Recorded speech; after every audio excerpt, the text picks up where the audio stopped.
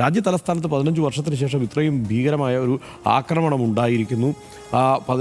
അപ്പോൾ ആളുകൾ ഇത്രയും പേർ കൊല്ലപ്പെടുന്ന ഒരു സാഹചര്യം ഉണ്ടായിരിക്കുന്നു. വീണ്ടും രാജ്യം ഒരു ഭീതിയിലേക്ക് പോകുന്നു എന്ന പ്രതീതി ഉണ്ടാകുന്നു. ഇത് ആദ്യമല്ല, പഹൽഗാമിലെ ആക്രമണമുണ്ട്, പുൽവാമയിലെ ആക്രമണമുണ്ട്. ഇതെല്ലാം ഇങ്ങനെ തുടർച്ചയായി പലതവണ സംഭവിക്കുമ്പോഴും അതിൻ്റെ ഉത്തരവാദിത്തം എന്നത് ആർക്ക് എന്ന ചോദ്യത്തിൽ സർക്കാരിൻ്റെ ഉത്തരവാദിത്തത്തിൽ നിന്ന് സമ്പൂർണ്ണമായി രക്ഷപ്പെടാൻ ഇപ്പോഴത്തെ ആഭ്യന്തരമന്ത്രിക്ക് കഴിഞ്ഞിരിക്കുന്നു എന്നുള്ളത് സംശയമില്ലാത്ത കാര്യമാണ്. അപ്പോൾ ഇത്തവണയും ഈ സാഹചര്യത്തിലും അതൊക്കെ തന്നെയാണ് സംഭവിക്കുന്നത് എന്നതാണ് സത്യം. പക്ഷേ പ്രതിപക്ഷം കുറച്ചുകൂടി മുൻപേ തന്നെ ഈ കാര്യത്തിൽ ഈ സുരക്ഷാ വീഴ്ച എന്നത് സംബന്ധിച്ച് എനിക്ക് തോന്നുന്നത് ഇന്നലെ സ്ഫോടനമുണ്ടായി 1 മണിക്കൂറിനുള്ളിൽ തന്നെ അരവിന്ദ് കെജ്രിവാൾ ആ കാര്യം പറഞ്ഞിട്ടുണ്ട്. ഈ രാജ്യ തലസ്ഥാനത്തിൻ്റെ സുരക്ഷയിൽ ഈ കോംപ്രമൈസ് ചെയ്യുന്നത് ശരിയല്ല, അത് അംഗീകരിക്കാനാവില്ല എന്ന് അദ്ദേഹം തന്നെ, അരവിന്ദ് കെജ്രിവാൾ തന്നെ, മുൻ മുഖ്യമന്ത്രി പറഞ്ഞിട്ടുണ്ട് ഈ കാര്യത്തിൽ. ബാക്കി പ്രതിപക്ഷ നേതാക്കളും ഇന്നിപ്പോൾ ശക്തമായി അതേ നിലപാട് തന്നെ സ്വീകരിച്ചുകൊണ്ട് രംഗത്തെത്തിയിട്ടുണ്ട്. ഈ ഏജൻസികളെ പുകഴ്ത്തുമ്പോൾ തന്നെ അവരുടെ പ്രയോഗങ്ങളിലടക്കം വരുന്ന ചില പ്രശ്നങ്ങൾ കൂടി നമുക്ക് പറഞ്ഞു പോകാതിരിക്കാനാവില്ല.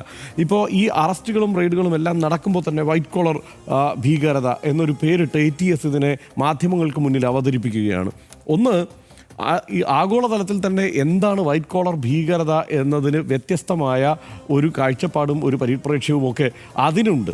അത് അങ്ങനെ നോക്കിയാൽ ഇവിടെ ഇന്ത്യയിലെ വൈറ്റ് കോളർ ഭീകരന്മാരാണെന്ന് നോക്കിയാൽ വിജയ് മല്യ, നീരവ് മോദി, കർണാടകത്തിലെ റെഡ്ഡി ബ്രദേഴ്സ്, ഇവരൊക്കെയാണ് യഥാർത്ഥത്തിൽ ഈ വൈറ്റ് കോളർ ഭീകരന്മാർ എന്ന് നമ്മൾ പറയേണ്ടി വരും. ഇപ്പോൾ കോമൺവെൽത്ത് ഗെയിംസിൻ്റെ അഴിമതി കാലം എടുത്തു നോക്കിയാൽ സുരേഷ് കൽമാടി, ഇവരെയൊക്കെയാണ് ആ പട്ടികയിലേക്ക് പെടുത്തേണ്ടത്. അതാണ് യഥാർത്ഥത്തിൽ വൈറ്റ് കോളർ ഭീകരത. ഈ പ്രയോഗം തെറ്റാണ്. അത് എന്ന് മാത്രമല്ല, ആളുകളാണ് ഈ നടത്തിയതെന്നുള്ള കാര്യത്തിൽ തെളിവും ഞാൻ പറഞ്ഞത്, അതിലേക്കാണ് ഞാൻ വരുന്നത്. അതായത് ഈ പറയുന്നത് ഈ പ്രയോഗം വലിയ അബദ്ധമുണ്ടാക്കി വെക്കും. അതാണ് ഒരു വലിയ പ്രശ്നം. കാരണം ഇപ്പോൾ ഈ സാഹിത്യമുണ്ടല്ലോ, ഇപ്പോൾ നോട്ട് നിരോധനത്തിന് ശേഷം ഒത്തിരി സാഹിത്യം സോഷ്യൽ മീഡിയയിൽ വന്നല്ലോ. അതുപോലെ തന്നെ വൈറ്റ് കോളർ ഭീകരത എന്നതിനെക്കുറിച്ച് സ്വന്തം നിലയ്ക്ക് വ്യാഖ്യാനിച്ചുകൊണ്ടുള്ള ധാരാളം ലേഖനങ്ങളും പോസ്റ്റുകളും ഒക്കെ ഇങ്ങനെ ഒഴുകുകയാണ്. ഇത് ഈ ആളുകളിൽ ഇതിനെക്കുറിച്ചുള്ള തെറ്റായ ഒരു ധാരണ തന്നെ ഉണ്ടാക്കും. വൈറ്റ് കോളർ ഭീകരന്മാർ വേറെയാണ്.